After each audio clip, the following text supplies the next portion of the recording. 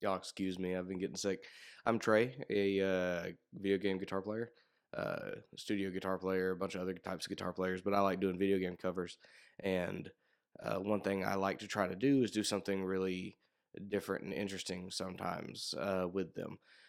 So I wanted to share with you how sometimes I'll come up with riffs or something new just for uh, maybe your interest in how can I come up with something for my own cover to make it different and unique than some others.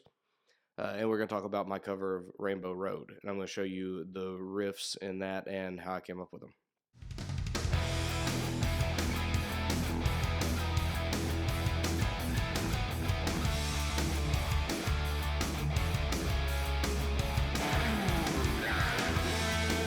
So this is Rainbow Road from Mario 64, which is like my favorite ever.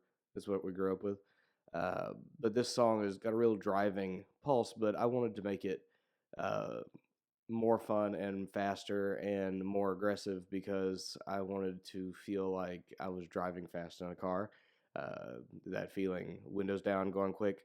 And so bump the tempo up is one thing, but I wanted to make it the riff really moving and interesting because the basic chords for the entire intro and the A section, the verse of the song, are just an E and a D primarily. Major sevens and sus4s in there. But it's just this.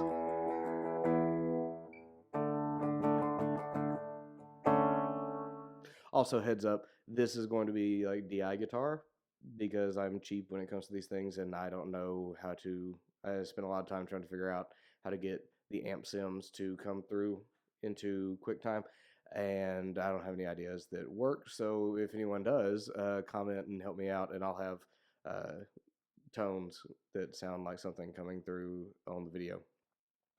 So since I just knew the structure was E and D, so we can get into theory later, but having what would be a 1 and a flat 7, so D or E and D, I wanted to try to spice just two chords up as much as I could to actually make it sound like something and not get in the way of the melody. So one fun thing you can do is if you're just stuck sitting on one chord for a while and it's major, or at least in that key, what you can get away with sometimes is playing major sevens a lot, and it sometimes works out to be pretty cool. So here's your power chord here, excuse me, and then if you've got your power chord, then your major 7 is right back here. Just pull your pinky off to your middle finger on your octave string, and now you've got major 7s. Okay, then I took a step from Winger. Some of you folks may not know who Winger is. Go check them out.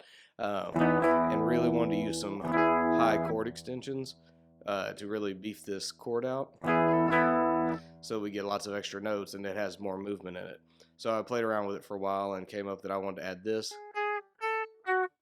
little melody on top of my chords. I love playing melodies and chords at the same time. Like my favorite thing ever. So after a while I came up with this, and this is how I play the E chord of this riff.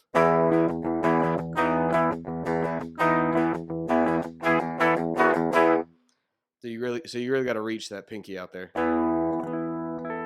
Get that sus4, third. Yep, so. And work to make sure you don't do what I'm doing right now. So.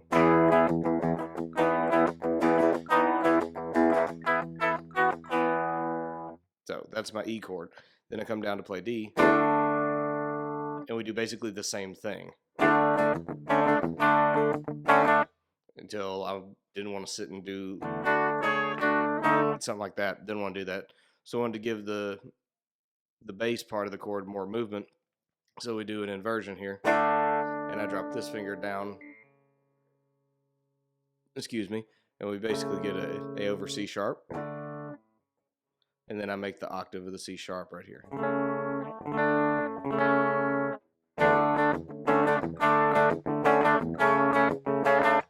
And then from here, I just wanted to find some way to get back up to E. So we just walk them up. D,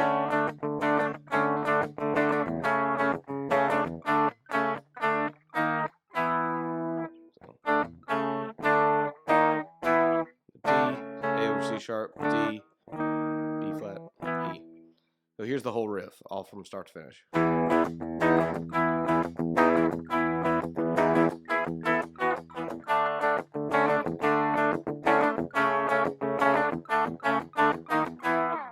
And then at the end of it, we do a walk down to get to the chorus, which starts in A. And you go, but I end on G sharp. So I believe it's diatonic to A. So D, A over C sharp, B, G sharp. So we can walk up to A, or in this case, is how I play it. So now we made it to the chorus. So that was just one way just to figure out your chords for what, excuse me, for what the arrangement calls for whatever you're doing, and find ways to spice it up, do your own thing with it. Like, there's not a lot of rock guitar in the original version of the song, but I wanted it to feel driving. I wanted it to feel moving, and moving around the chords with the different voicings of these chords and putting that in the same structure of the song.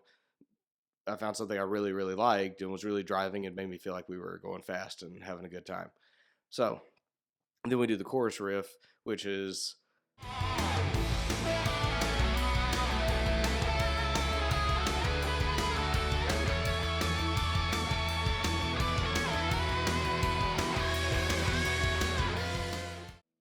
in the original song is A, well, some kind of B, then A over C sharp to D, and then A, and then E. And then that just repeats and we go back to the A section. But in my case, I wanted to do extra. And so in a lot of rock productions, particularly mine, I'll have a guitar on, in your case, the right, my left, and then another one on the other side. And so play the chords.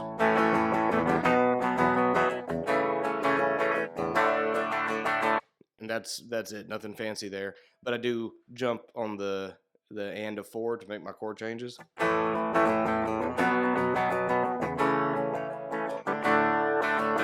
It makes for a lot of additional movement towards and moving forward in the next bar. It gives your track some real forward flow and a little extra aggression. But then on one guitar we have the A chord, and I do this A triad.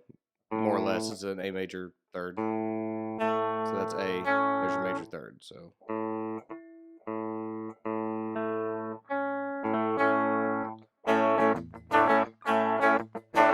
Kind of like the sus4 we did in the verse with the E. Did the same thing here, and I just put this here. And then drop it a string, and now you're doing it on E.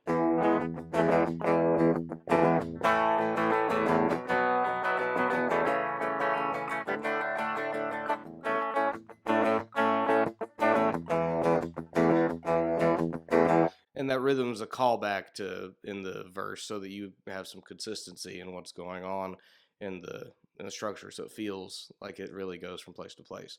So that's one guitar. On the other side, I kind of just voice the chords slightly different, but not really. I just play the D in a different way.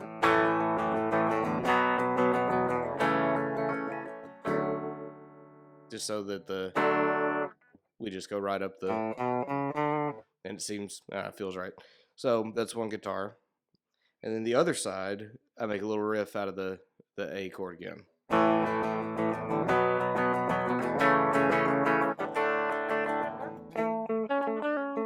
It's the same idea. It's still the 1, 3, and the sus4. Yep. So that's the A chord, and then I drop it a string, and now you're playing on E. Yep.